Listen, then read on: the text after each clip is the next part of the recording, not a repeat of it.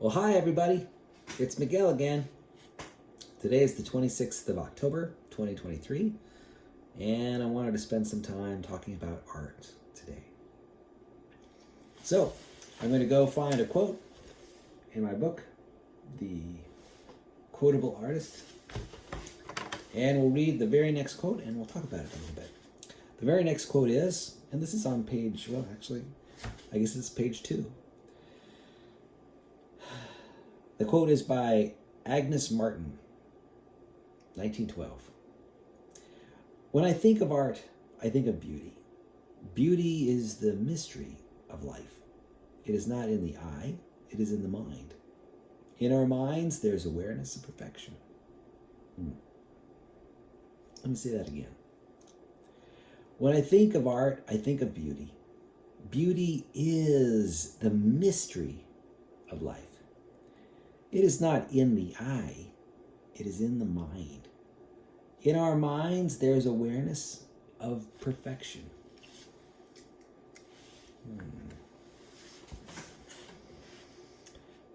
Well, I agree with Agnes in that beauty is a mystery. It's a huge mystery. What some people find beautiful, others do not, and vice versa. In fact, it's almost everyone's personal journey to find what is beautiful to them. I'm intrigued about how everyone sort of has this conception of beauty. It is interesting. What a mystery it is. And Agnes is correct.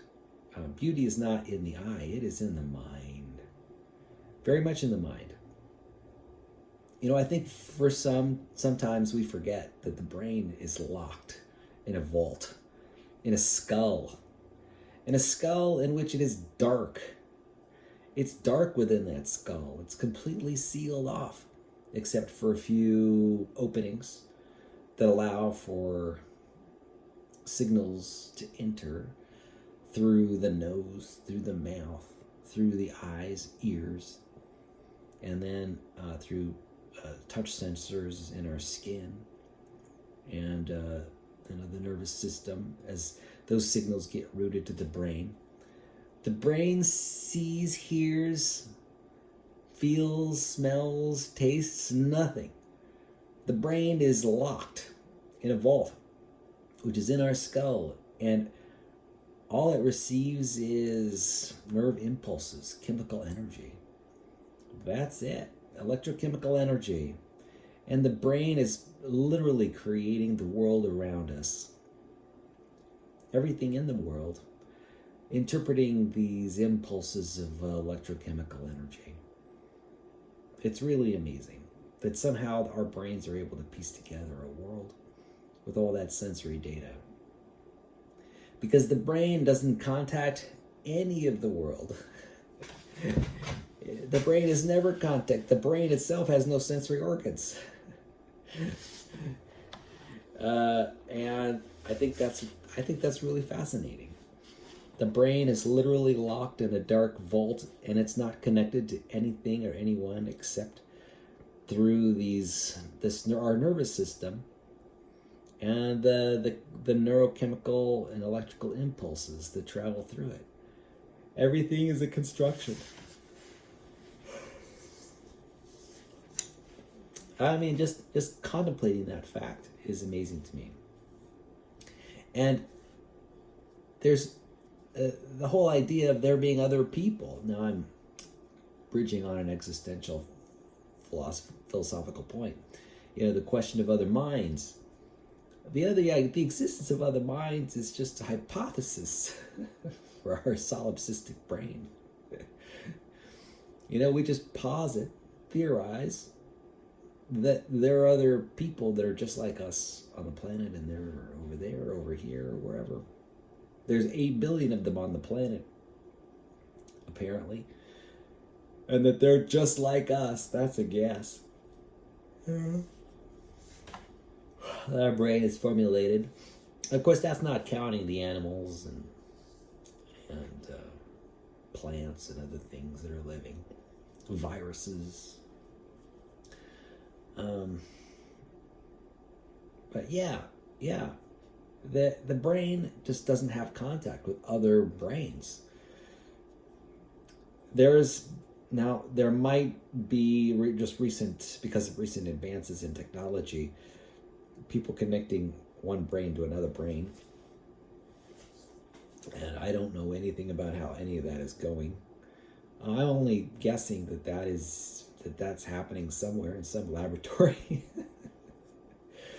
But only recently have brains begin to contact other brains, if that's even the thing. Most of the time, in daily experience, in everyday daily experience,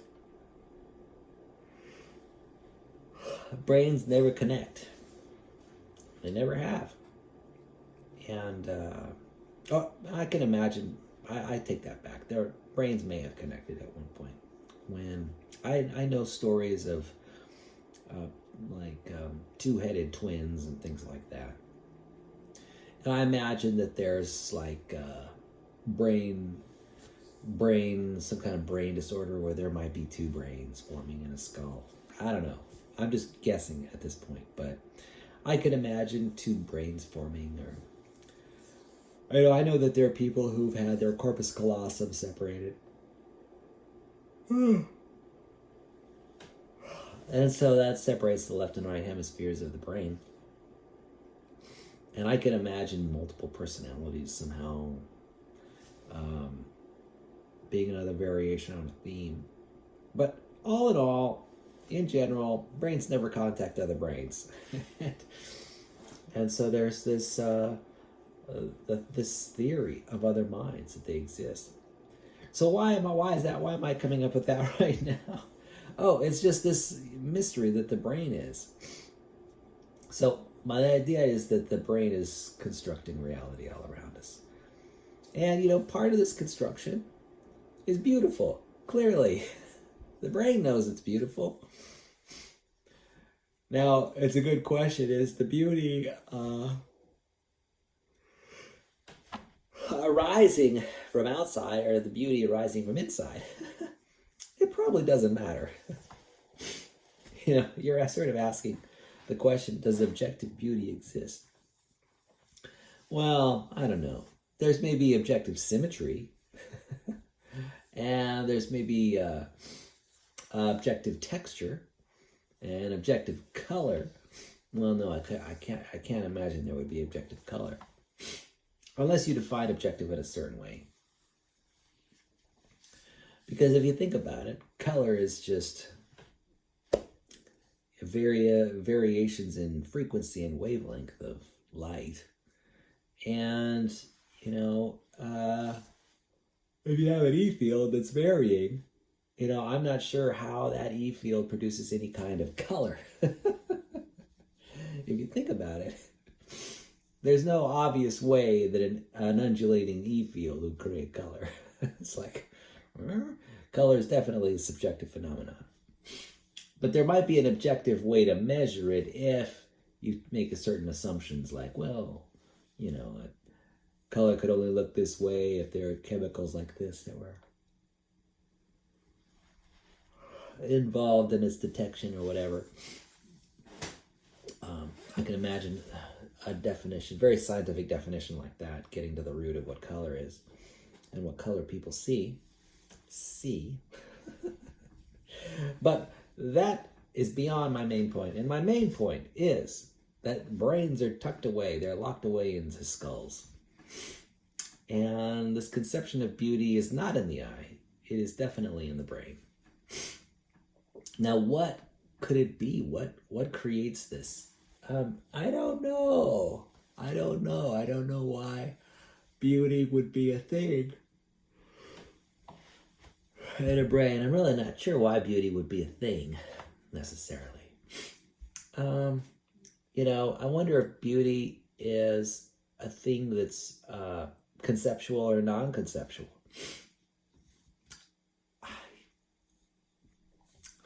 I do not know. I'm guessing it would be conceptual. I don't know. Is there such thing as a beautiful taste? Say a beautiful smell? Well, there is by association. The association of beauty with the smell, with the taste. Now we do have beautiful sounds, and there's a lot of subjective variation in what counts as a beautiful sound too. I know. It's almost as if I'm sorry. I'm yawning. I'm sorry. I'm yawning. It's almost as if beauty is. What was I? I was about to say something about beauty. I think I lost my train of thought right now. Yes, beauty. Yeah, what a strange thing beauty is. I don't. There's nothing in my mind that makes beauty necessary, and but my question about whether beauty is conceptual is an interesting one. I wonder, like, if there's certain intelligence, perhaps, that are not as conceptual as other minds, and I wonder if beauty exists in those minds as well. I bet you it does. Yeah. And I can imagine that beauty is associated. I don't know. Beauty is a really tough one. But anyway, it is kind of a journey to be a human on this planet. And just, what's interesting about the planet Earth also, and this is something I've mentioned in a prior video, is that the world is very beautiful. The world that is around us is incredibly beautiful. It's filled with beauty. The clouds, the mountains, the sky, the sea. I mean, there is incomprehensible amounts of beauty in the world. And its beauty is everywhere. I'm really struck by just how beautiful the world is and how beautiful the universe is beyond. And, I don't know if that's a coincidence or not. I mean, why is it that we live in such a beautiful world and it's such a beautiful universe with everything around us just exuding this deep, deep beauty at multiple levels too? We've got beauty at the macro level, beauty at the micro level. Why? What is the purpose of having such a beautiful universe? Excuse me, my eyes are watering, my nose is dripping. I don't know what's going on. I'm yawning. I'm going through some kind of change right now. Contemplating beauty. Well, anyway, I'm sure people have, I'm sure people contemplate beauty all the time. It's actually pervasive, isn't it? Isn't beauty so pervasive in our world? It's absolutely pervasive. I mean, even mathematical equations are beautiful, right? And chemistry is beautiful in a lot of ways. And machinery is beautiful. I mean, there's just so much beauty. Even things that are characteristically or culturally known as not beautiful are still beautiful. Beauty is just that pervasive in the universe. And it's kind of funny how subjective it is sometimes too. I mean, there's some that, I know, like when I'm driving down the road and I smell a skunk, maybe a skunk's been hit or sprayed, nearby animal or something. I know a lot of people react by saying the scent of a skunk is bad. I don't necessarily react that way. I don't necessarily think that the scent of a skunk is bad. I think it's musky. I think it's unique. And I'm sure that if I was very near it, it'd be powerful and probably somewhat disturbing. But I don't think it's necessarily bad. A bad smell that a skunk smells. But that's just me. I know culturally skunk smells are considered to be bad. Okay.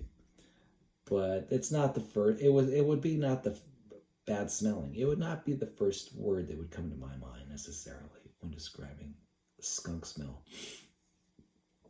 I guess my point is there's something beautiful about even skunk smell. Unique and interesting about it. And, it's that subjectivity aspect of it. The fact that beauty is subjective on the one hand, but also on the other hand, incredibly pervasive, makes me wonder, well, is beauty like an objective fact in the universe? Certainly not. Or maybe just sort of an objective fact of the human brain.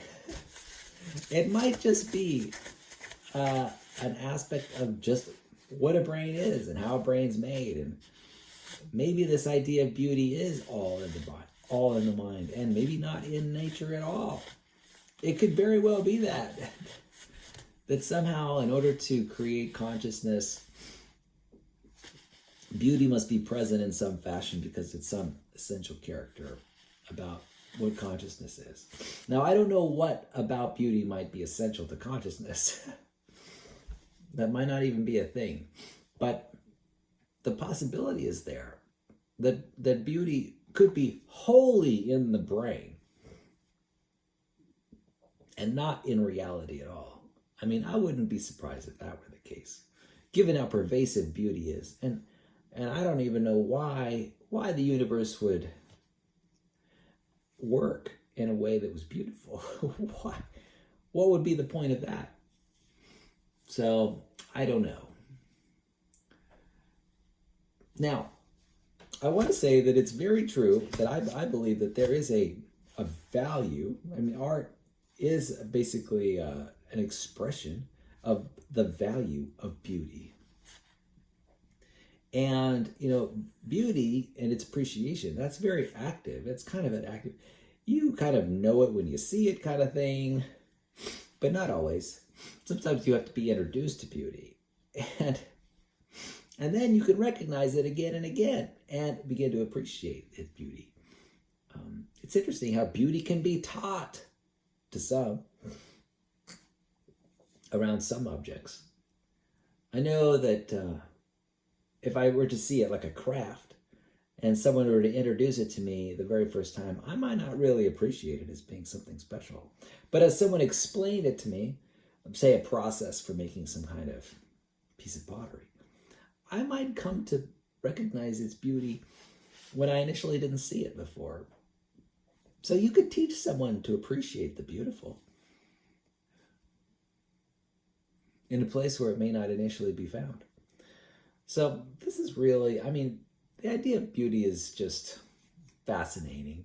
And I'm sure there's a discipline, about it. Isn't there a discipline, a philosophical discipline relating to the description and better understanding of beauty? It's like aesthetics, I think. That might be it. And I think it's kind of a slippery concept. But I can tell you, it is very impactful. I know personally, I have a strong sense of what is beautiful and what is not, in my opinion. And it's something that my mind returns to. It's like an automatic attraction to things that are beautiful. And it may be just like a machine or a tool or a technique or procedure. Absolutely. Tools and techniques can be very beautiful. And I just wouldn't be surprised.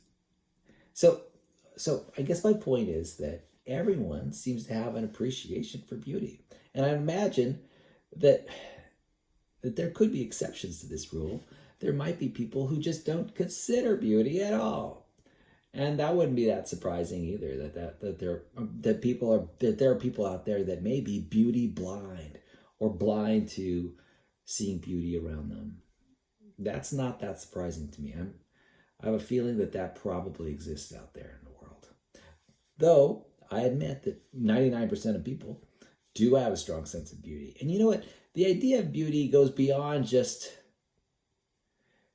beauty as a sort of an abstract concept, but it might also be a part of other things, other concepts like design I know there might be an object that's not beautiful necessarily, but is designed in a way where its form fits its function perfectly.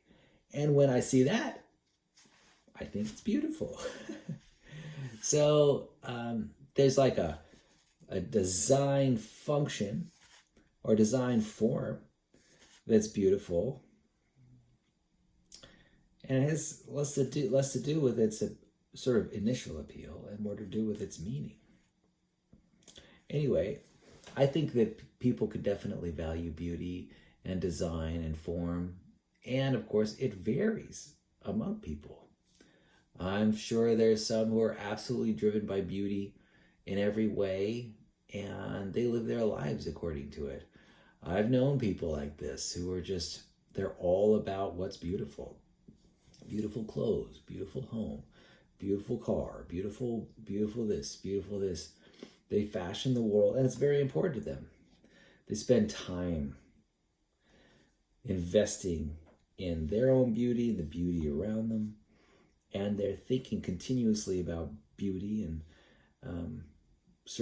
expressing that beauty to others, and having their home signal beautiful sort of elements. And there's some who are really focused on it. I think, and there's some I think that do their best to dismiss it through maybe recognizing only the functional and not the beautiful. And which is kind of interesting, because for them, maybe functional is beautiful. They just they're pursuing beauty just like anyone else, but their definitions of beauty are different. So two rational people can disagree about what's beautiful. One may say that the form is beautiful. The other one may say that, or the design is beautiful. Another may say that it's less about the design and the other about just initial prima facie beauty. Anyway, there's a lot to be said about beauty, and why is there a lot to be said about beauty? I don't know. But there's a lot to be said about beauty. And I think, and it's interesting how that beauty just seems to be instilled in all of us, in all of our brains. It is kind of a mystery.